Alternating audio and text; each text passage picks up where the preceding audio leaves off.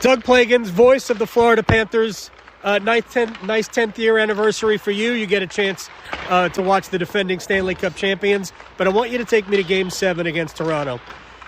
After what happened in Game 6 and the way the first period ended, because Toronto looked like they had taken the game back to where they were controlling the play.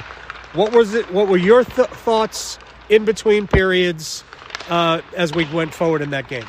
Well, if we're looking at it from the widest lens, and thanks for having me, but you look at the way the team approached the game first as we, went through the day.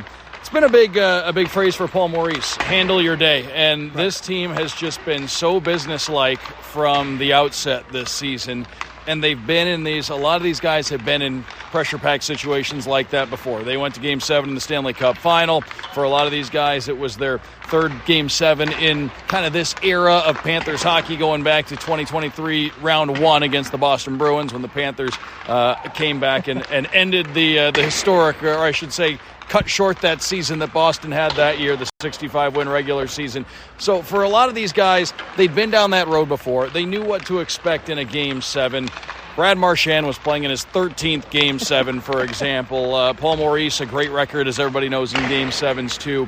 So they went through it just with a business-like approach and with a certain level of calmness and comfort and confidence that we've come to just expect from this team over these last handful of years. And coming out as far as the early stage of the game went, the Panthers, they were all over the Toronto Maple Leafs.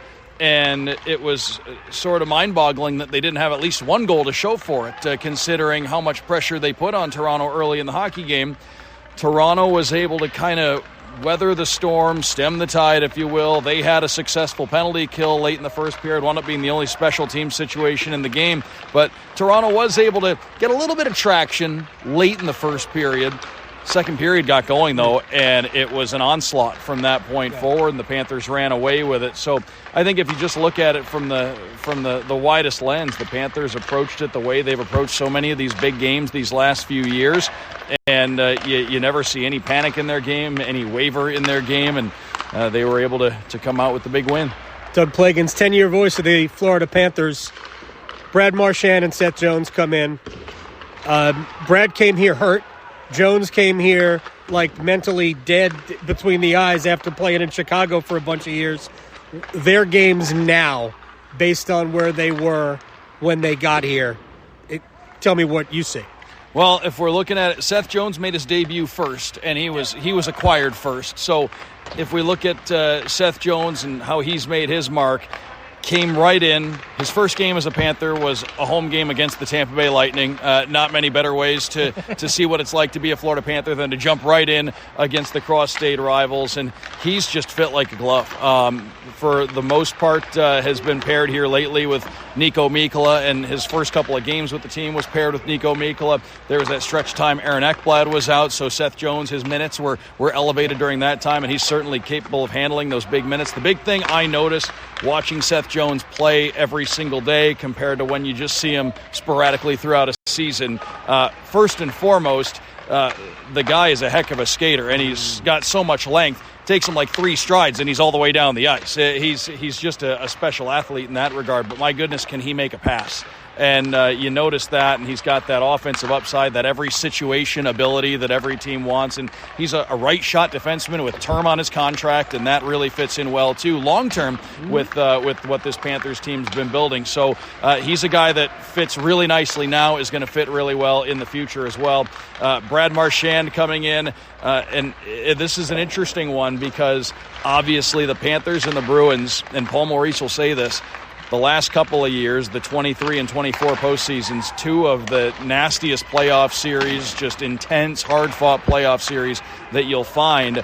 And to go from one side of a rivalry to another, came in here, and to see the way that he's fit in with the group, the way he was welcomed in, and the way that he's contributed, you see the hockey IQ he has, because it took him no time at all to just fit in so well with this team. But he's an outstanding competitor, and he's got an unbelievable all-world set of hands, and the plays that you see him make. And we've seen that that kind of leadership and the intangibles that he brings as well, that hockey sense, it's all rubbed off on the two Finnish line mates he's playing with, Anton Lundell and Eetu Luostarinen. They've been together quite a bit since Brad got here, and they've been one of the best lines in the playoffs for anybody. So doing a lot of damage. Both of those guys have come in and fit in so well. So a huge tip of the cap to the general manager, Bill Zito, for yet another couple of great moves. It's incredible. For my opinion, that's been Florida's best line in the playoffs, and if I were Rod, I would be treating it like a top line. Are the styles of these two teams pretty similar?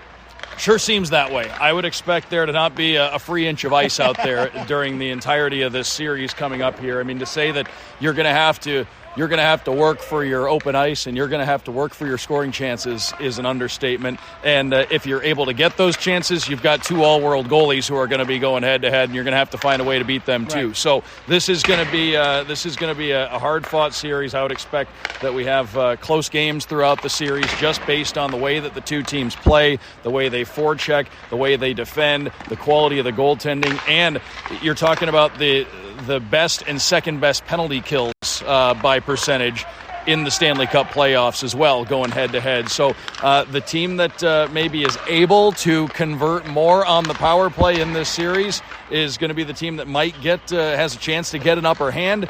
That being said, you've got two teams that do play a very similar style, that know each other well. There won't be any secrets out there between these two teams, and they have a little bit of playoff history together, which certainly makes it fun as well. Somebody asked me today what I can expect from special teams, and I say I don't expect a lot, but it doesn't take a lot when the margins are going to be this small as to who wins this series. It could be 2 power play goals, could be the most that we see in this series, 3 power play goals. I expect a long series. I don't know if you do, but I definitely do.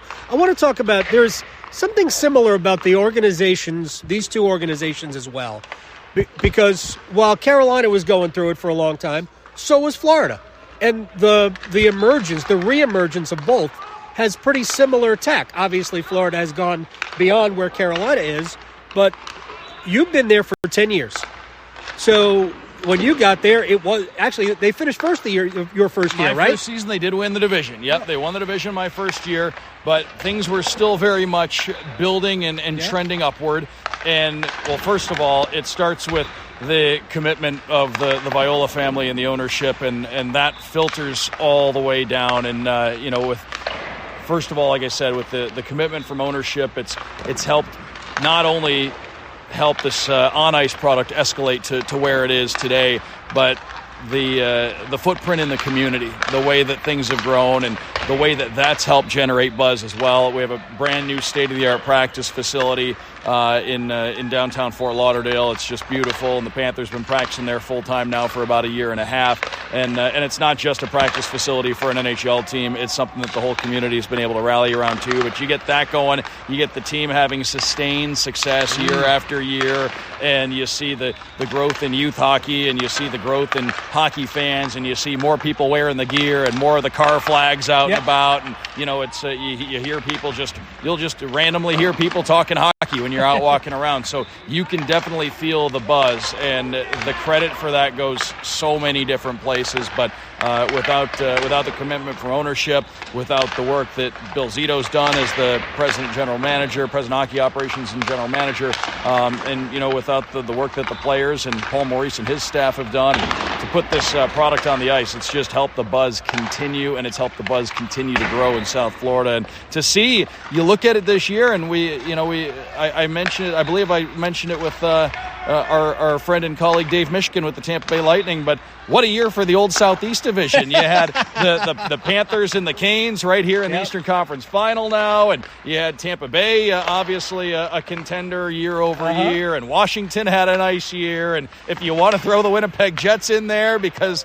they do have ties back to that as well, they won the President's Trophy, so what a year for the old Southeast Division. We always knew that it would all come back to the Southeast Division. Final thing, we just had an outdoor game a couple years ago. You guys are going to host the Winter Classic.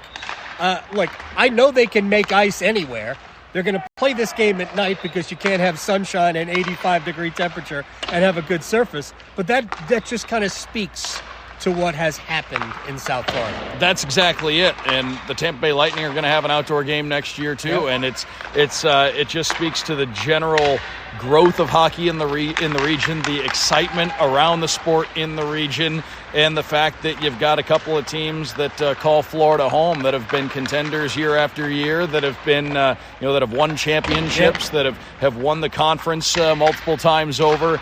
It just, like I said, speaks to the growth of the sport in the region and the excitement around it, and that excitement is certainly not dying down because this Panthers team's been a contender year after year. The same goes for the Tampa Bay Lightning, and it's great to see the game thriving in other southern markets too. Doug Plagens, voice of the Panthers. I'd wish you good luck, but I'm just going to wish you good health, if that's okay. I totally understand. I wish you exactly the same.